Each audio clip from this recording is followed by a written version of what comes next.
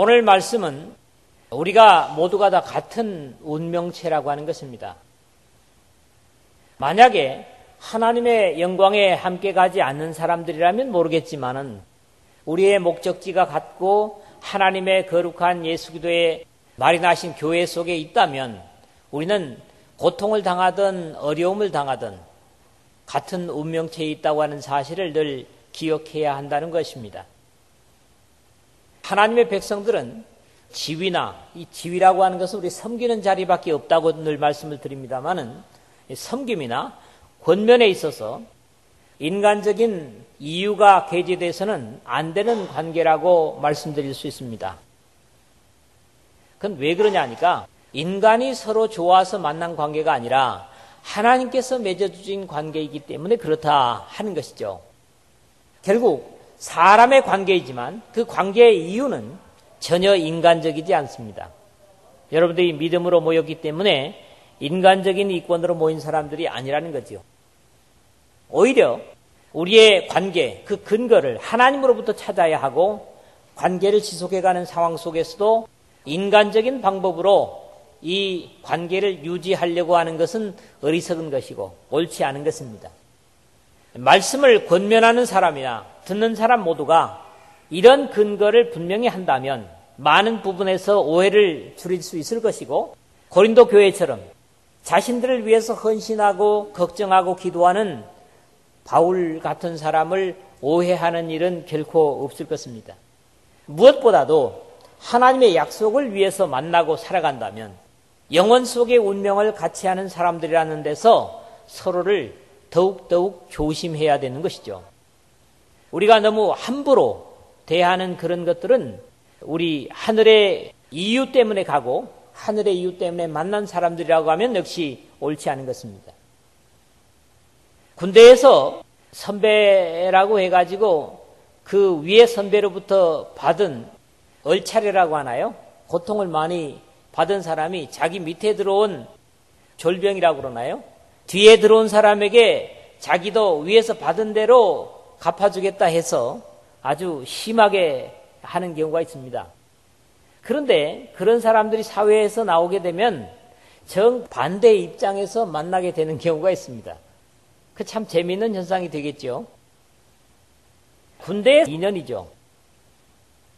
2년의 생활 속에서도 관계를 잘못하게 되면 어떤 경우에 사회에 나와서 괴로움을 겪고 서로의 관계가 아주 어려움을 겪게 되는데 영혼을 향해서 가는 관계, 평생뿐만 아니라 영혼을 향해서 가는 관계라고 할 때 우리의 관계가 얼마나 귀중하고 또 중요한 것인가 하는 것을 생각하게 합니다. 오늘 바울 사도가 고린도 교회의 문제성을 보고 디도와 함께 마케도냐에 있으면서 디도에게 편지를 써서 보내고 너희들이 이렇게 했어야 되겠느냐? 하나님의 거룩한 성도로서 세상과 구별되고 하나님의 성품을 갖는 사람들이 돼야 되지 않겠느냐? 이런 권면의 편지를 써가지고 고린도 교회에다가 보냅니다. 그러면서 7장이 전체에 그런 얘기입니다마는 디도를 보내놓은 입장에서 바울은 그 마음이 편치를 못했습니다. 과연 고린도 교우들이 내가 보낸 이 디도를 어떻게 대우할 것인가? 또 편지를 가지고 어떤 반응을 보일 것인가? 그런 것 때문에 기도하면서 상당히 두려웠고 걱정했던 것들을 오늘 여기서 표현하고 있는 것들을 우리가 읽게 됩니다. 그런 가운데 이 7장 마지막에까지 이 말씀이 가겠습니다만 이제 8장, 9장은 또 고린도 교회의 연보의 이야기가 되니까 대개 남은 고린도 후서의 끝까지의 말씀이 다 바울 사도의 하나님의 입장에서 하나님을 위해서 또 고린도 교회를 위해서 행했던 것들에 대한 오해를 불식시키는 그런 해명의 내용들이 되어지고 있습니다. 오늘도 이 부분을 세 부분으로 나눠 생각하겠습니다. 첫 번째는 2절에서 4절의 말씀입니다. 앞에서 제가 말씀을 드렸던 대로 우리 모두는 운명을 같이 한 사람들이라는 겁니다. 다른 표현으로 뭐라 했어요? 교회를 배라고 할 때 같은 배를 탄 사람들이다. 운명을 같이 한다고 하는 것은 그 배 속에 있는 사람들은 결코 어떤 다른 입장이 될 수 없는 거죠. 풍랑을 만나면 함께 고통을 받아야 되고 또 순풍에 좋은 바다 경관을 보면서 함께 여행을 할 수도 있는 것도 같은 배에 탔다고 하는 사람들의 운명인 겁니다. 바울 사도가 고린도 교우들을 향해서 쓴소리를 한 것은 모두가 함께 가는 공동체 안에 있는 사람들이기 때문이었습니다. 관계가 없는 사람이라면 아마 이런 그들의 듣기에 아픈 소리도 쓴소리도 안 했을 것입니다. 이런 진심을 이해하지 못했던 고린도 교우들은 잘못된 교사들의 사주를 받아서 결국 바울의 가르침에 조금 더 귀를 기울이지 않았던 것입니다. 그래서 바울과 점점 멀어지고 바울을 왜곡하는 이런 일들이 있게 됐던 거지요. 실제로 우리가 이 시간도 제가 말씀을 전하고 여러분이 듣고 있지만은 여기서 하나님의 말씀을 말씀으로 듣는다면 복이 되겠지만 만약에 인간적으로 생각해서 저 왜 저렇게 말할까? 저건 나들으라고 하는 게 아닌가? 이런 입장으로서 말씀을 듣는다면 그 말씀은 분명히 생명이 되거나 은혜되지 못할 것입니다. 우리가 예수 그리스도의 같은 십자가의 은혜로 하나님의 거룩한 자녀가 되고 천국의 백성이 됐다면 같은 생각과 같은 판단을 가질 수 있는 그런 공동체적인 운명을 늘 견지해야 되는 것이죠. 이 석절을 보면 이렇습니다. 마음속에 우리가 들어갈 자리를 만들어라. 2절에서 바울 사도는 그렇게 당부를 합니다. 마음으로 우리를 영접하라. 우리는 아무에게도 불의를 행하지 않고 아무에게도 해롭게 하지 않고 아무에게도 속여 빼앗은 일이 없노라. 그렇습니다. 바울은 고린도에 들어가서 자기가 장막을 만드는 일을 하면서 수고하고 애씀으로 복음을 전했지 그들에게 무엇을 얻어쓴 적도 없고 그들을 속인 적도 없습니다. 예수 그리스도의 십자가의 복음은 세상 사람들에게는 속이는 것처럼 들릴지 몰라도 천국을 가는 하나님의 백성들에게는 우리를 강하게 하고 힘있게 하고 담대하게 할 뿐만 아니라 능력 있게 하는 그런 말씀드림에 분명합니다. 그런데 고린도 교우들이 지금 마음이 어쩌면 바울에 대한 반감 때문에 좁아 터져 있는 것을 보는 거지요. 내가 자녀에게 말하듯 하노니 보답하는 것으로 너희도 마음을 넓히라. 이미 우리가 앞장 6장 13절에서 그렇게 당부를 한 바 있습니다만은 다른 대상을 행해서는 여유가 있으면서 바울을 향해서는 마음을 전혀 열지 않는 안타까움을 하소연하고 있는 것입니다. 어떤 경우에 건전한 말씀을 전하면 그것은 잘 듣지 않으면서 본래 하나님의 진리가 아닌 이단들이 거짓된 교훈을 가지고 와서 퍼치면 거기에는 어떻게 그렇게 귀를 잘 기울이는지 몰라요. 사람의 귀가 사실은 진리를 향해 열려 있어야 되는데 그렇지 못하고 늘 거짓을 향해서 귀를 열어주는 이것은 사실은 안타까운 것이죠. 그런데 지금 어떻습니까? 진실은 바울이 말씀을 하고 있는데 고린도 교회에 들어온 거짓 교사들의 말을 경청하면서 바울의 말을 완전히 무시하는 이런 고린도 교회의 안타까운 모습을 이렇게 하소연하고 있는 것입니다. 결국 말을 들어주지 못한다고 하는 게 뭡니까? 마음에 여유가 없다는 거죠. 그래서 여기 마음으로 우리를 영접하라 하는 말은 내가 너희 속에 들어갈 마음의 공간을 좀 만들어 둬라 이런 얘기거든요. 어떤 사람들은 그렇죠. 바늘 끝도 안 들어간다는 얘기가 있습니다. 그만큼 마음이 좁아 있는. 그런데 어떻습니까? 하나님의 백성이라면 무슨 말씀을 해도 그게 포용이 될 수 있는 그런 넓은 마음이 돼야 되겠죠. 바울이 오죽하면 마음을 넓히라 그랬겠고 또 마음을 열라고 하겠습니까? 저를 통해서 하나님께 주시는 말씀이 여러분의 마음을 열므로 여러분 속에 역사하고 하나님의 은혜를 이룰 수 있기를 주의 이름으로 축원합니다. 뿐만 아니라 우리가 있을 공간을 마음에 가지라고 하는 부탁과 함께 살게 하려고 이런 권면을 한다. 3절에서는 그렇게 말씀하고 있습니다. 내가 이 말을 하는 것은 너희를 정죄하려고 하는 것이 아니라 내가 이전에 말하였거니와 너희가 우리 마음에 있어 함께 죽고 함께 살고자 함이라. 오늘 제목의 말씀을 그렇게 잡았습니다. 함께 죽고 함께 살고자 함이라. 여러분들이 같은 천국을 향해 가는 백성들이라면 이런 같은 운명임을 부인할 수가 없습니다. 제가 앞에 서서 말씀을 전할 때 여러분들 결코 정죄하려고 말씀을 전하는 게 아닙니다. 그런데 마음에 여유가 없으면 하나님의 진리를 전해도 마치 나만 정죄하는 것처럼 그렇게 들릴 수 있습니다.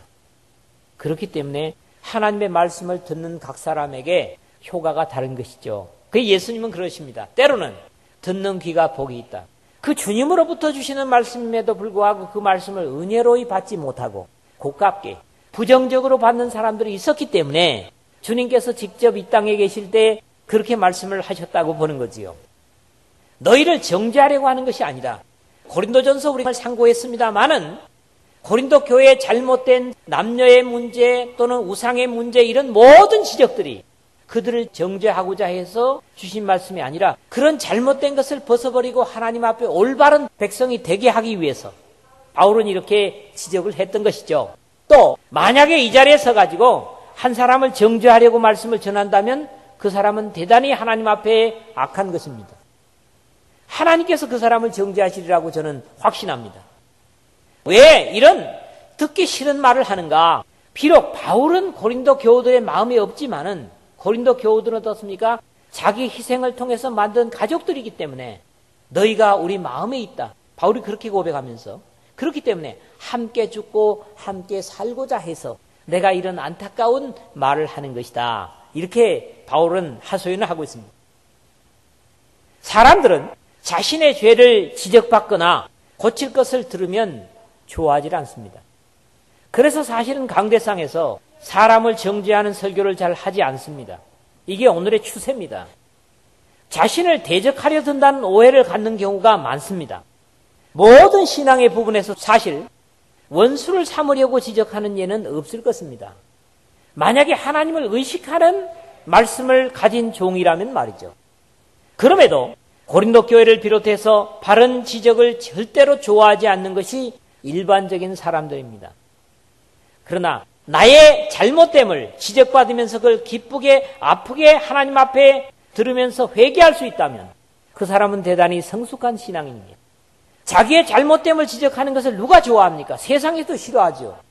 그러나 영적으로 우리가 잘못됐을 때는 반드시 지적을 받고 그 지적된 말씀 때문에 회개를 이룰 수 있는 이것이 어떻습니까? 책망하고 또 듣기에 좋지 않은 말을 하는 이유인 것이죠. 그렇습니다. 함께 살게 하려고 권면하는 것입니다. 버린 자식이라면 돌아보지도 않겠지요. 그러나 같은 운명이고 함께 가야 될 사람들이기 때문에 다독거리고 또 일깨워 주는 거지요. 사실 보혜사라고 하는 말이 뭡니까? 보혜사, 파라클레토스라고 그랬죠. 옆에서 힘겹고 어려울 때 격려하기도 하지만은 잘못될 때 지적을 하는, 책망하는, 바로 옆에 앉아서 책망하는 그것도 역시 보혜사의 역할입니다. 그런가 하면 4절에서는 그렇기 때문에 서로 진실이 통할 수 있었으면 한다는 거죠.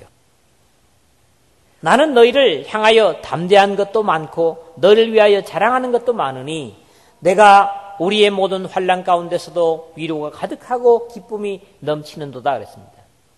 바울은 어려움을 당하면서도 고린도 교회가 교회로서 존재하고 하나님을 예배하고 그리스도의 희생을 기뻐한다고 하는 것만으로도 바울에게는 감격이 되고 기쁨이 됐습니다. 그런데 지금 이 바울과 같은 감격을 고린도 교회가 함께 나누지 못한다고 하는 것에 대한 안타까움을 토로하고 있는 거지요. 사실 하나님의 말씀을 통한 권면은 주님의 바른 종이라면 상대를 해롭게 하려는 것은 결코 없을 것이고 또 속일 수도 없습니다. 진정한 하나님의 종이라면 말이죠. 이 전제를 합니다. 만약에 상대를 속이거나 해롭게 하려고 하나님의 말씀을 악용한다면 그 전하는 당사자가 하나님께 형벌을 면치 못할 것입니다. 저는 그렇게 확신합니다. 하나님 앞에 꼭 가야 될 입장이라면 하나님을 의식하면서 전해야 되고 하나님을 의식하면서 듣는 그게 뭡니까? 전하는 자와 듣는 자입니다. 그래서 합력해서 주님 앞에 영광을 돌리게 되고 회개를 이루는 이것은 바로 운명을 같이 한 사람들이기 때문에 가능한 것이고 또 그런 사람만이 하나님의 영광의 나라에 전국적으로 이룰 것입니다. 하나님의 진리가 받아들여지지 못한다면 그것은 아마 최종적인 목적지가 하나님의 영광의 나라가 되지 못할 것이라고 하는 것도 우리가 경계로 생각할 필요가 있겠습니다. 두 번째로는 5절에서 7절, 3절을 보겠는데 역시 또 이렇게 공동 운명체적인 우리의 관계는 작은 것이 큰 위로가 되는, 아주 하찮은 것도 위로가 되는 그런 관계입니다. 사실 그런 관계가 돼야 가족이지요. 아내들은 남편의 하찮은 칭찬을 기대한다고 합니다. 남편도 마찬가지입니다. 아내의 작은 격려가 힘이 되는 거지요. 우리는 다 그리스도의 신부입니다. 예수 그리스도께서는 우리에게 늘 격려의 말씀을 주시고 생명의 말씀을 주십니다. 그런데 우리는 주님께 작은 영광도 드리지 못하는 그런 부족할 때가 많다고 하는 것을 생각하게 됩니다. 하나님을 섬기는 사람들이나 일꾼들도 때로는 어떤 상황에서는 육체가 편치 못하고 마음의 안타까움을 견뎌야 할 때가 있음을 바울 사도가 고백하고 있습니다. 바울이 이렇다면 우리야 더 그럴 수 있지 않겠는가? 저는 그렇게 생각합니다. 믿으면 모든 것이 다 형통하고 일사천리로 다 잘 가는 게 아닙니다. 신앙의 사람들도 어려움을 당할 수 있습니다. 고통을 견뎌야 될 때가 있습니다. 그런데 그것을 저주로만 생각한다면 어떻게 하나님을 사랑의 하나님으로 여기겠습니까? 때로 이런 입장에서 책망이 나에게 쓴 약이 되어야 되는데 책망을 책망으로만 듣는다면, 미움으로 듣는다면 그것은 생명의 열매를 결과하지 못할 것이라고 하는 것을 생각하게 됩니다. 이런 처지는 이미 1장 9절에서 바울이 고백한 바 있습니다. 우리는 우리 자신이 사형 선고를 받은 줄 알았으니 이는 우리로 자기를 의지하지 말고 오직 죽은 자를 다시 살리시는 하나님만 의지하게 하심이라 하는 확신을 갖게 합니다. 사형 선고 딱 죽은 줄로 여길 정도로 우리가 위기와 어려움에 처하게 되는데 이것은 왜라고요? 우리 자신을 의지하지 말고 오직 죽은 자를 다시 살리시는 하나님만 의지하게 하시려고 우리로 죽을 경지에까지 몰아넣는다는 거죠. 때로는. 여러분 신앙생활하면서 딱 죽었구나 하는 그런 경험들 없습니까? 이 일을 어떻게 헤쳐나갈까? 이 상황을 어떻게 극복할까? 그런 일이 없습니까? 있습니다. 저도 경험하고 여러분도 아마 경험하는 사실일 것입니다. 주님의 일꾼이나 백성들도 답답할 경우가 있습니다. 안타까울 경우가 있습니다. 어려움을 만나는 경우가 있습니다. 왜요? 아직은 이 세상에 우리가 육체를 갖고 있기 때문입니다. 그래서 원치는 않지만은 육체적인 고통을 당할 수도 있고 마음의 괴로움을 당할 수도 있습니다. 이게 없다고 하면 그것은 사실은 하나님께서 버린 자식이라고 그렇게 말씀하잖아요. 우리로 하여금 하나님 나라에 합당하고 거룩한 백성으로 단련시키고 다듬기 위해서 하나님께서 우리에게 때로 견디기 어려운 혹독한 시련을 주실 수도 있다는 겁니다. 이런 것들을 잘 견디면 어떻습니까? 믿음은 그만큼 성숙하고 자랍니다. 신앙이 튼튼해집니다. 그런 기회로 안타까움을 극복할 수 있어야 된다는 겁니다. 우리가 마게도냐에 이르렀을 때에도 우리 육체가 편하지 못하였고 사방으로 환난을 당하여 밖으로는 다툼이요 안으로는 두려움이었노라. 아니 믿음의 사람에게 무슨 두려움이 있어요? 그런데도 바울은 진실하게 고백합니다. 두려움이 있었노라. 하나님을 경외하는 우리에게도 또 하나님으로 인한 두려움이 올 수 있습니다. 근데 그것도 역시 하나님의 백성들만이 겪을 수 있는 답답한 경우가 되는 것이죠. 왜냐하면 세상 사람들은 영적인 문제에 대해서는 별로 관심을 갖지 않습니다.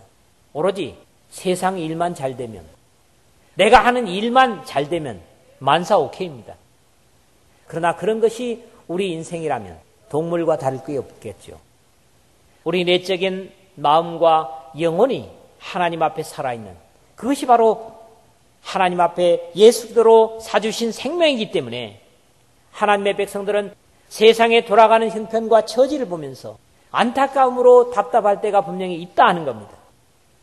그런가 하면 6절에서는 그런 상황을 믿음으로 견딜 때 위로가 크다 그렇게 말씀합니다. 그러나 낙심한 자들을 위로하시는 하나님이 기도가 오므로 우리를 위로하셨으니 그랬습니다. 이미 이 고린도 후서에서 하나님은 위로의 하나님이라고 하는 말씀을 드렸습니다. 그런데 시련을 극복하고 그리고 이기고 믿음의 견고히 서는 그런 사람들을 보면서 서로가 위로를 받습니다.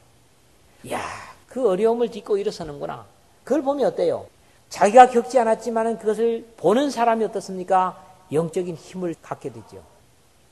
그래서 저런 어려움을 견디고도 이길 수 있다면 그러면서 나도 용기를 얻는 것이고 그 사람의 신앙만 잘하는 게 아니죠. 그래서 시험이나 고통은 잘 견디기만 하면 반드시 어떻습니까? 담대해지고 합력해서 선이 된다고 하는 로마서 8장 28절의 말씀을 우리가 늘 생각할 필요가 있습니다. 그렇습니다. 믿음의 사람들에게 큰 위로가 필요한 건 아니죠. 작은 고통과 시련을 견디는 모습을 보면서 그것이 다른 사람에게 힘이 되고 능력이 되는 것을 보는 것입니다. 뿐만 아니라 믿음의 사람들의 모든 고통과 어려움은 반드시 기쁨을 결과한다는 겁니다. 신앙으로 소화하기만 하면 이게 전제입니다. 어떤 어려움을 당한다고 할지라도 그것을 믿음으로 예수 그리스도를 의지함으로 감당한다면 그것은 반드시 기쁨을 결과한다는 겁니다. 오늘 7절의 말씀 보십시오. 그가 온 것뿐 아니요 오직 그가 너희에게서 받은 그 위로로 위로하고 너희의 사모함과 애통함과 나를 위하여 열심히 있는 것을 우리에게 보고함으로 나를 더욱 기쁘게 하였느니라. 바울 사도는 마게도냐에서 디도를 고린도 교회에 보내놓고 가슴이 우리말로 조마조마했을 겁니다. 과연 이 사람들이 디도를 하나님의 종으로 인정을 할까? 그리고 내가 보낸 편지로 인해서 저들의 삶을 회개하고 하나님 앞에 바로 돌아오게 될 것인가? 이런 많은 염려를 가지면서 하나님 앞에 아마 열심히 기도를 드렸던 것 같습니다. 그런데 그 디도가 소식을 가지고 오는데 고린도 교회가 자기를 박대한 것이 아니라 환대를 했고 그들이 이제는 바울을 오해하는 것이 아니라 바울을 더욱 기뻐하고 바울이 지적했던 그런 모든 신앙의 과제들이 자신들의 잘못이었다고 하는 것을 철저하게 회개하는 그런 소식을 가지고 디도가 마게도냐로 옵니다. 그래서 결국 바울은 기도하면서 그런 부탁을 했지만은 어떤 반응을 보일까 하는 염려와 고통 속에서 안팎으로 힘겨웠지만은 결과가 결국 좋은 것이었기 때문에 비록 안타까운 상황이었지만 그 결과를 하나님께서 바람직한 반응으로 바꾸심으로써 기쁨을 결과하게 되는 그런 일들을 보는 겁니다. 그렇습니다. 오늘 우리에게도 마찬가지입니다. 믿음으로 인해서 어려움이 있고 또 고통이 있다면 그것을 믿음으로 잘 소화하기만 한다면 그것 때문에 십자가를 더욱 의지하고 붙든다면 이것은 큰 기쁨을 결과할 것이고 하나님께 영광이 될 것입니다. 그리고 또 많은 사람들에게 위로를 주게 될 것입니다. 여러분들이 어떤 고난을 겪고 있습니까? 마음의 고통입니까? 또는 육체적인 질병입니까? 이런 모든 것들을 고린도 교우들과 바울과 디도와 같은 한 마음으로 소화함으로써 주님께 영광을 돌리고 우리는 기쁨으로 결과할 수 있기를 주님의 이름으로 축원합니다. 세 번째로는 8절 9절입니다. 결국 이렇게 좀 혹독한 표현이었지만은 하나님을 의식하는 하나님의 종의 말이나 또 그것을 듣는 사람들은 결국 서로를 상하게 하지 않았다는 겁니다. 우리가 근심하지 않고 세상을 살 수는 없습니다. 그러나 그 근심의 종류가 세상을 위한 것이냐, 영적인 것을 위한 것이냐, 예수 그리스도의 십자가를 위한 것이냐 하는 데 따라서 그 근심의 결과는 다를 것이기 때문입니다. 자, 이렇게 서로를 위하고 기도하면서 하는 권면은 근심을 주긴 하지만 결국 그것이 서로를 상하게 하지 않는다는 사실입니다. 진심에서 주는 권면은 믿음으로 받는 사람에게는 반드시 좋은 결과를 가져옵니다. 그래서 뭐라 합니까? 기뻐하게 하는 근심이라고 하는 거죠. 기쁨을 만드는 근심. 세상 근심은 사망을 이루는 것이지만은 이제 다음 시간에 우리가 그 말씀을 보게 되겠습니다만은 주님의 매질은 있을 수 있습니다. 고린도 교회가 잘못됐을 때 바울을 통해서 매질을 한 것처럼 오늘 우리가 신앙적으로 잘못됐을 때도 주님은 매질을 하십니다. 하나님의 종을 통한 매질이 될 수도 있고 육신의 고통을 통한 매질이 될 수도 있습니다. 그러나 주님의 매질은 언제나 짧다는 사실을 우리가 알아야 됩니다. 견디기 힘겹고 어려울지라도 그것이 긴 것이 아니라는 거지요. 주님께서 진노는 3, 4대까지 당대에 끝나고 은혜는 수천 대까지 이른다고 하는 하나님의 약속을 우리가 확신하는 것과 마찬가지로 주님의 매질은 우리를 회개시키고자 하는 매질이기 때문에 길게 가지 않는다는 겁니다. 그러므로 내가 편지로 너희를 근심하게 한 것을 후회하였으나 지금은 후회하지 아니하면 그 편지가 너희로 잠시만 근심하게 한 줄 알미라 그랬습니다. 때로는 말씀을 전해놓고 사람이기 때문에 후회하는 경우도 있습니다. 아하, 이렇게 전한 것이 잘못됐는가? 혹시 또 잘못된 결과를 가져오지 않을까?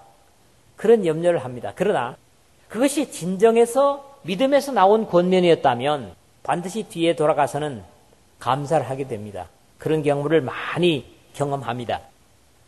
결국 하나님의 뜻대로 하는 근심은 절대로 사람을 상하게 만들질 않습니다. 진정으로 하나님을 의식하고 여러분이 제게나 제가 여러분에게 근심을 하게 만들었다면 하나님의 뜻대로 하게 한 근심은 절대로 상대를 상하게 하지 않는다는 거죠. 왜요? 하나님께서 그것을 돌이켜 복되게 변화시켜 주실 것이기 때문입니다.